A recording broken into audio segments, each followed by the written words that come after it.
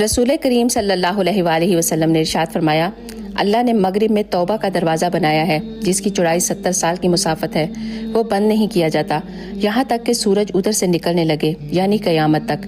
آپ نے ارشاد فرمایا، میں اپنے حوض پر تم سے پہلے ہی موجود رہوں گا، اور تم سے کچھ لوگ میرے سامنے لائے جائیں گے، پھر انہیں میرے سامنے سے ہٹا دیا جائے گا، تو میں کہوں گا کہ اے میرے رب، یہ میرے ساتھی ہیں، لیکن مجھ سے کہا جائے گا کہ آپ انہیں نہیں جانتے کہ انہوں نے آپ کے بعد دین میں کیا کیا نئی چیزیں ایجاد کر رکھی تھیں۔